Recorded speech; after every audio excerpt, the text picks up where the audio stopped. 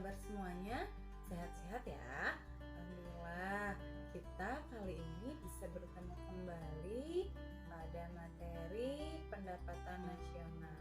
Oke, sebelum kita membahas materi, saya akan menjelaskan kompetensi dasar yang akan kita pelajari. Yang pertama, menganalisis konsep dan metode penghitungan pendapatan nasional, kemudian menyajikan hasil penghitungan pendapatan nasional. Adapun tujuan yang akan kita dapat setelah kita mempelajari materi ini bisa kalian baca pada slide ya. Oke, sudah selesai? Oke, jika sudah selesai, kita lanjut ke peta konsep. Nah, materi yang akan kita pelajari tentang pendapatan nasional ini diantaranya pengertian pendapatan nasional, komponen pendapatan nasional, manfaat perhitungan pendapatan nasional, metode perhitungan pendapatan nasional, kemudian ada pendapatan per kapita, kemudian faktor-faktor yang mempengaruhi pendapatan nasional, dan yang terakhir adalah distribusi pendapatan. Ya. Oke, siap belajar? Oke, harus siap ya. Nah, pengertian pendapatan nasional. Apa sih pengertian pendapatan nasional itu? Coba kalian tahu pengertian pendapatan nasional itu? Pendapatan itu apa? Nasional itu apa? Jadi pendapatan nasional itu apa ya? Oke, pendapatan nasional secara sederhana dapat diartikan sebagai jumlah pendapatan masyarakat suatu negara dalam periode tertentu. Itu adalah pendapatan nasional ya. Nah, adapun komponen pendapatan nasional, yang pertama ada GDP. GDP adalah Gross Domestic Product. Nah, di sini Gross Domestic Product merupakan jumlah produk berupa barang dan jasa yang dihasilkan oleh unit-unit produksi di dalam batas wilayah suatu negara atau domestik selama 1 tahun. Selama 1 tahun, termasuk di dalamnya barang dan jasa yang dihasilkan oleh perusahaan asing yang berada pada wilayah tersebut. Nah, di sini ya. Nah, ada ilustrasi. Nah, kalian perhatikan ilustrasi yang terdapat pada slide ini. Di sini terdapat warga negara asing dan juga warga negara Indonesia. Nah, dalam PowerPoint ada gambar kunci ya. Ini ada gambar kunci. Nah, kunci tersebut berada pada kata domestik. Apa itu domestik? Domestik itu wilayah.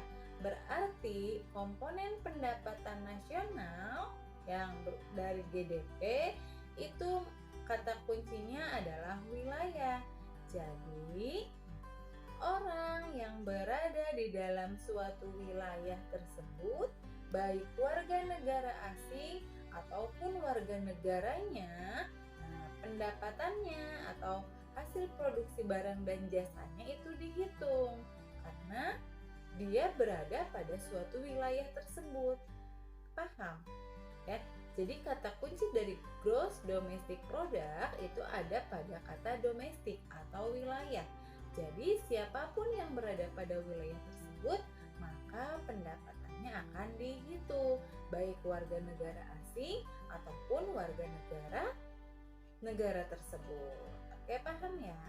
Nah, jika paham, kita lanjut kepada komponen pendapatan nasional selanjutnya.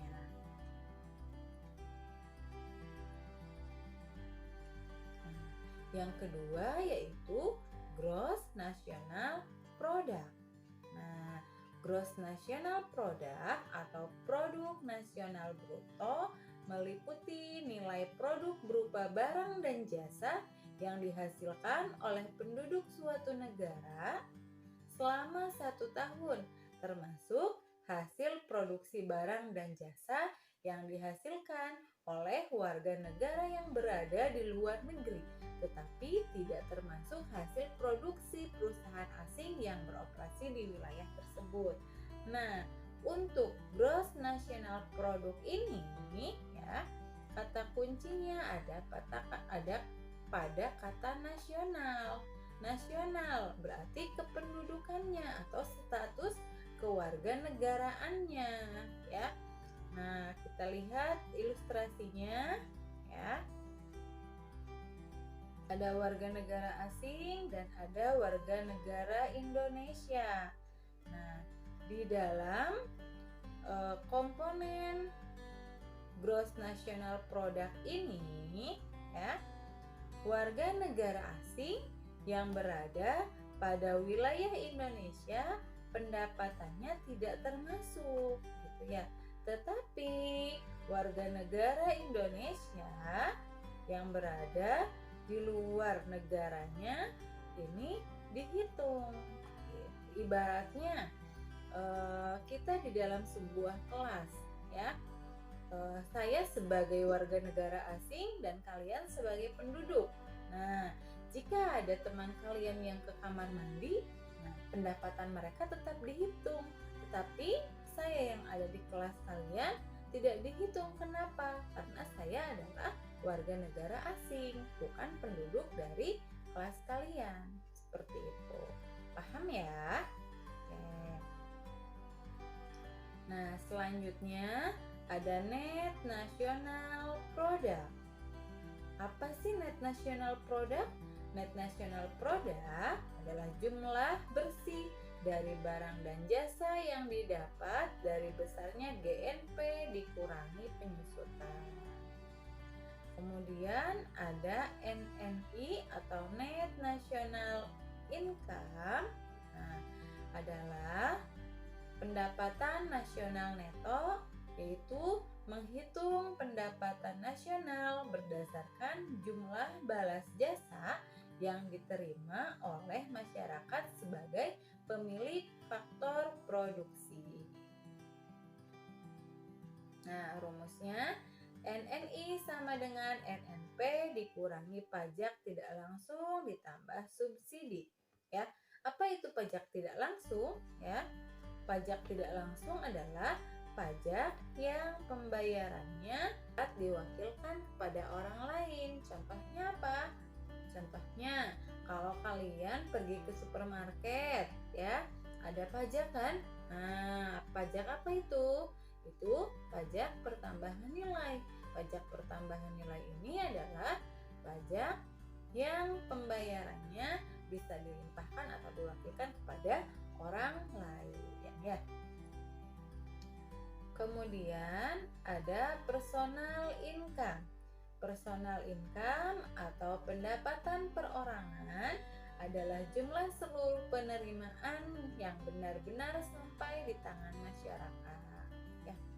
Rumusnya personal income sama dengan NNI ditambah transfer payment dikurangi asuransi ditambah jaminan sosial ditambah laba ditahan dan tambah pajak perusahaan. Itu adalah personal income. Selanjutnya yang terakhir adalah disposable income. Nah, disposable income ini adalah pendapatan perorangan yang sudah dikurangi dengan pajak penghasilan atau pendapatan masyarakat yang siap untuk dibelanjakan. Ya, rumusnya disposable income sama dengan PI dikurangi pajak langsung. Nah, bedanya dengan pajak tidak langsung tadi, pajak langsung ini pembayarannya tidak dapat diwakilkan oleh orang lain. Oke, sampai sini paham? Ada yang ditanyakan? Jika ingin bertanya, silahkan kalian bisa menghubungi saya atau ke guru-guru kalian ya. Oke. Contoh soal di sini Diketahui data perekonomian suatu negara seperti ditunjukkan pada tabel terlampir. Oke, dapat kalian hitung, dapat kalian lihat pada tabel tersebut ya. Oke.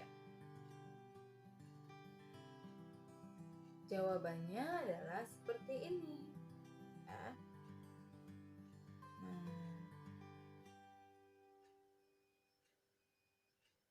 Oke.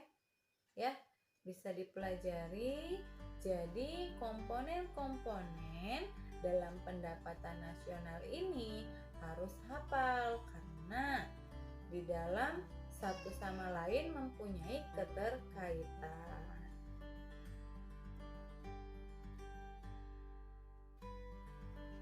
Oke, bagaimana? Sudah paham terkait komponen-komponen pendapatan nasional?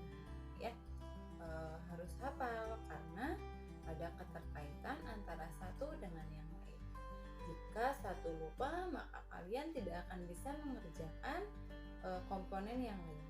Oke, saya punya cara untuk menghafal urutan dari komponen-komponen pendapatan nasional. Mau tahu? Tanyanya bareng-bareng yuk. Oke, dengarkan dulu. Lagunya seperti ini. Mungkin kalian pernah dengar ketika waktu masih kecil atau permainan musik adik-adik kalian.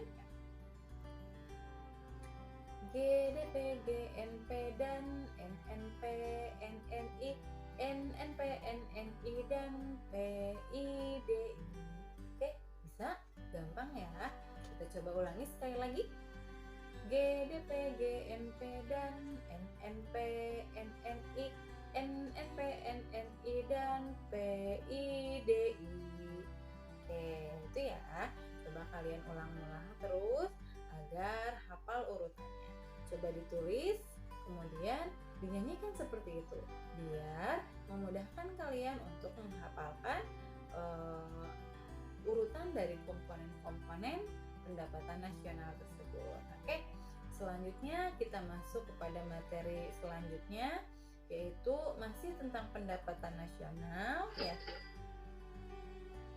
yaitu manfaat pendapatan nasional. Oke, manfaat pendapatan nasional. Dengan mengetahui data pendapatan nasional, pemerintah dapat menelaah kembali struktur perekonomian.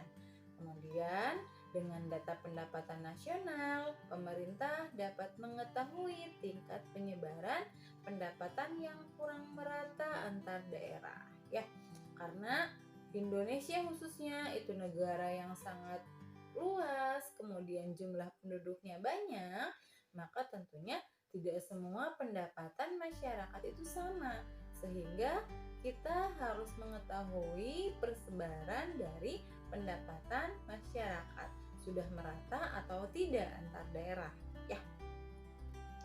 Kemudian dengan data pendapatan nasional, pemerintah dapat menentukan besarnya kontribusi berbagai sektor perekonomian terhadap pendapatan nasional. Kemudian dengan data pendapatan nasional, pemerintah dapat membandingkan kemajuan perekonomian dari waktu ke waktu. Itu adalah manfaat dari pendapatan nasional. Oke, selanjutnya ada metode perhitungan pendapatan nasional. Yang pertama ada metode produksi. Nah, berdasarkan metode produksi, pendapatan nasional atau produk domestik bruto diperoleh dengan menjumlahkan nilai pasar dari seluruh barang dan jasa yang dihasilkan oleh berbagai sektor. Nah, rumusnya sebagai berikut, bisa kalian lihat ya. Y sama dengan Q1 dikali P1 ditambah Q2 dikali P2 ditambah Q3 dikali P3 ditambah dan seterusnya sampai dengan Qn dikali Pn. Nah, di mana Y yaitu di mana Y adalah produk nasional, kemudian P adalah harga, dan Q adalah jumlah barang dari jenis ke-1 hingga jenis ke-N.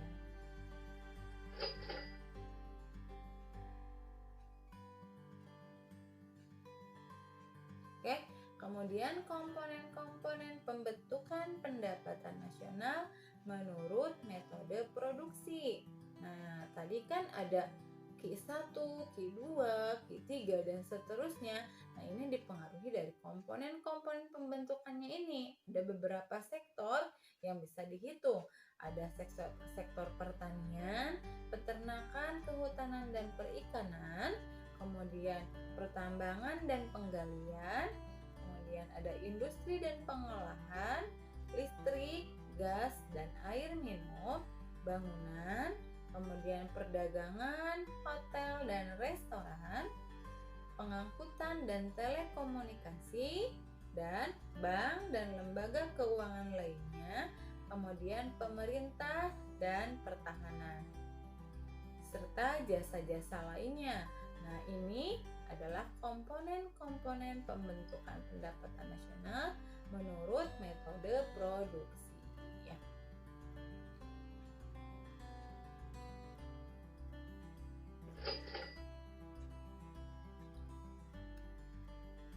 Kemudian, metode perhitungan pendapatan nasional dengan metode pengeluaran. Menurut metode pengeluaran, pendapatan nasional adalah penjumlahan seluruh pengeluaran yang dilakukan seluruh rumah tangga ekonomi di dalam suatu negara selama periode tertentu, biasanya 1 tahun. Nah, komponen pembentukan pendekatan tersebut menurut pendekatan pengeluaran dapat dicerminkan dalam rumus berikut. Y sama dengan C ditambah I, kemudian ditambah G, ditambah X min M. Oke, di mana C adalah konsumsi masyarakat, kemudian I adalah investasi, dan G adalah konsumsi pemerintah atau pengeluaran pemerintah, X adalah ekspor, dan M adalah impor. Nah, ini adalah metode perhitungan pendapatan nasional dengan metode pengeluaran, ya. Nah, harus hafal ya. Jadi kalian harus hafal rumus-rumus yang ada di sini agar jika menemukan soal-soal seperti ini dengan mudah kalian bisa mengerjakannya.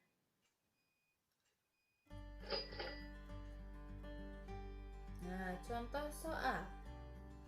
Diketahui suatu negara mempunyai data dalam 1 tahun. Oke, bisa kalian baca, bisa kalian lihat. Nah, kita cari komponen yang termasuk ke dalam pendekatan pengeluaran. Tadi ada C atau konsumsi, nah kemudian ada I investasi, kemudian G government atau pengeluaran pemerintah, kemudian ada ekspor dan ada impor. Nah, sudah ketemu semua, tinggal kita hitung berapakah jumlah pendapatan nasional tersebut dengan menggunakan pendekatan pengeluaran. Nah, jawabannya adalah sehingga jawabannya adalah 650.000.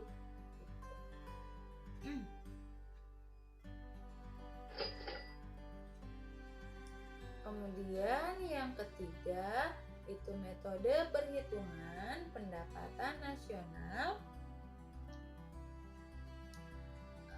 dengan menggunakan metode pendapatan atau penerimaan.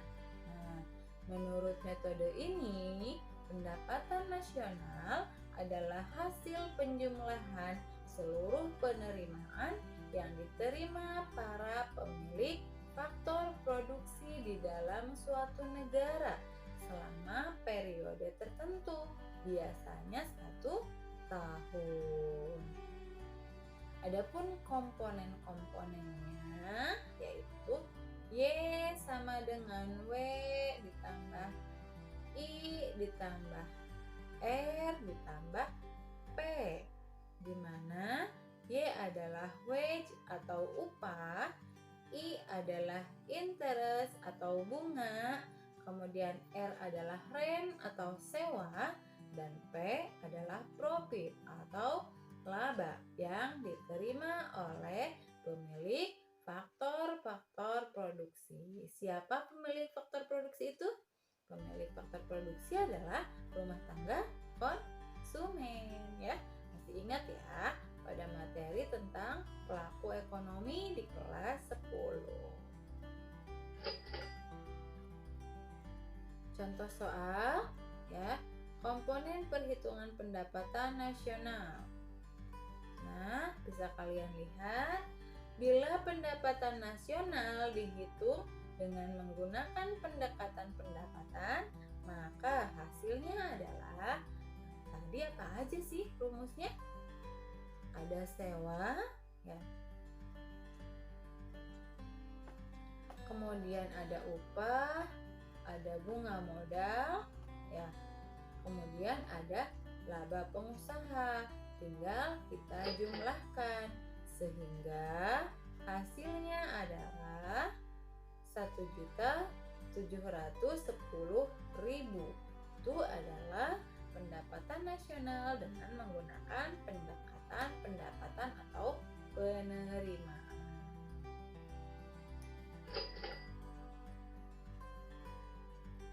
Nah, selanjutnya kita masuk kepada materi tentang pendapatan per kapita. Sebelumnya sudah tahu dong apa itu pendapatan per kapita? Ada yang sudah baca ya? Pendapatan per kapita adalah besarnya pendapatan rata-rata penduduk di suatu negara. Pendapatan per kapita dapat digunakan untuk membandingkan kesejahteraan atau standar hidup suatu negara dari tahun ke tahun.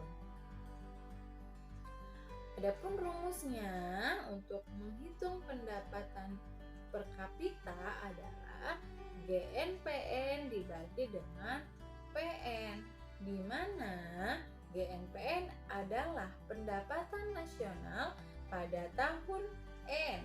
Tahun N itu tahun apa? Tahun N itu adalah tahun yang ditanyakan. Misalnya, hitunglah pendapatan nasional pada tahun 2019. Nah, berarti tahun N-nya itu adalah tahun 2019. Kemudian PN itu apa? PN itu adalah populasi atau jumlah penduduk pada tahun tersebut, gitu ya. Faktor-faktor yang mempengaruhi pendapatan nasional. Yang pertama ada permintaan dan penawaran agregat, kemudian ada konsumsi dan tabungan, ada investasi. Itu adalah faktor-faktor yang mempengaruhi pendapatan nasional, ya.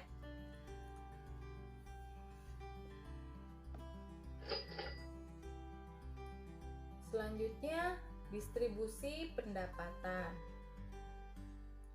Distribusi pendapatan adalah bagaimana tingkat penyebaran pendapatan di suatu wilayah atau daerah atau negara secara lebih luasnya. Gitu. Adalah penyebaran pendapatan, ini adalah distribusi penyebaran pendapatan.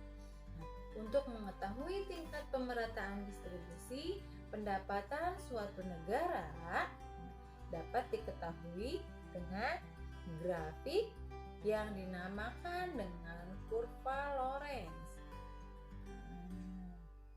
Ya, jadi kita bisa melihat pendapatan di negara tersebut itu sudah merata atau belum dengan melihat kurva Lorenz. Sedangkan indikator untuk mengukur tingkat ketimpangan distribusi pendapatan adalah koefisien Gini.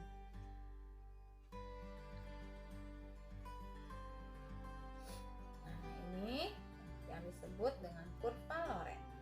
Ya, semakin condong kurva Lorenz ke bawah, maka ketimpangan pendapatannya semakin besar, atau ini adalah yang disebut dengan garis diagonal, ya, garis diagonal. Nah, ya, semakin jauh si kurva Lorenz dari garis diagonal tersebut, maka tingkat pemerataan pendapatan pada negara tersebut semakin timpang atau semakin tidak merata gitu ya. Itu tentang kurva Lorenz. Tuh. Nah, sudah selesai. Terima kasih sudah belajar dengan saya. Semoga apa yang saya jelaskan bisa memberikan manfaat dan kalian paham dengan apa yang saya jelaskan. Terima kasih. Assalamualaikum warahmatullahi wabarakatuh. Tetap semangat dimanapun kalian berada. Oke?